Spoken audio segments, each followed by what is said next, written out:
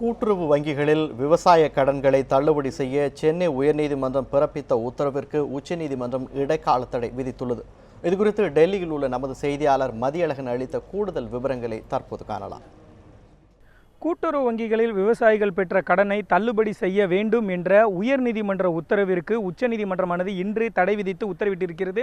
மேலும் தமிழக அரசினுடைய அந்த மேல்முறையீடு மனு தொடர்பாக எதிர் மனுதாரரான தேசிய தென்னிந்திய நதிகள் இணைப்பு விவசாயிகள் சங்கத்தினுடைய தலைவர் ஐயா கண்ணு பதிலளிக்கவும் உச்சநீதிமன்றம் நோட்டீஸ் அனுப்ப உத்தரவிட்டிருக்கிறது. இந்த வழக்கினுடைய பின்னணி குறித்து பார்த்தால், கடந்த ஆண்டு ஜூன் மாதம் 28ஆம் தேதி தமிழகத்தில் கூட்டுறவு வங்கிகளில் 5 ஏக்கர் வரை வைத்திருக்கக்கூடிய சிறு குறு நடுத்தர விவசாயிகள் வாங்கியிருக்கக்கூடிய கூட்டுறவு கடன்களை தள்ளுபடி செய்து தமிழக அரசு ஒரு அரசாணையை வெளியிட்டது. அதற்கு எதிர்ப்பு தெரிவித்து ஐயா கண்ணு உயர்நீதிமன்ற மதுரை கிளையில் மனு தாக்கல் செய்திருந்தார்.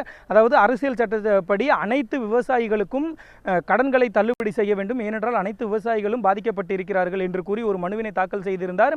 அதனை விசாரித்த சென்னை உயர்நீதிமன்றமானது ஏப்ரல் மாதம் 3ஆம் தேதி ஒரு தீர்ப்பினை வெளியிட்டிருந்தது. விவசாயிகளிடையே பாரபட்சமின்றி அனைத்து விவசாயிகளும் அவர்கள் கூட்டுறவு வங்கிகளில் வாங்கிய கடன்களை தள்ளுபடி செய்ய வேண்டும் என உத்தரவிட்டிருந்தது. அதற்கு எதிர்ப்பு தெரிவித்து தமிழக அரசு உச்சநீதிமன்றத்தில் மேல்முறையீடு செய்திருந்தது. அந்த மனுவில் விவசாய கடன்களை தள்ளுபடி செய்வது என்பது அரசினுடைய கொள்கை சார்ந்த முடிவு, இதில் நீதிமன்றம் தலையிட முடியாது. அது மட்டுமில்லாமல் அனைத்து விவசாயிகளினுடைய கடன்களையும் தள்ளுபடி செய்வது என்பது மாநில அரசிற்கு மிகுந்த நிதிச்சுமையை ஏற்படுத்தும் என்றும் குறிப்பிடப்பட்டிருந்த அந்த மனுவானது இன்று நீதிபதிகள் மதன் பி லோகூர், தீபக் குப்தா ஆகியோர் அடங்கிய அமர்வு முன்பு விசாரணைக்கு வந்தபொழுது நீதிபதிகள் உயர்நீதிமன்றத்தினுடைய உத்தரவுக்கு தடை விதிப்பதாகவும் இந்த மனு தொடர்பாக எதிர் மனுதாரரான ஐயா கண்ணு பதிலளிக்க நோட்டீஸ் அனுப்பவும் உத்தரவிட்டனர்.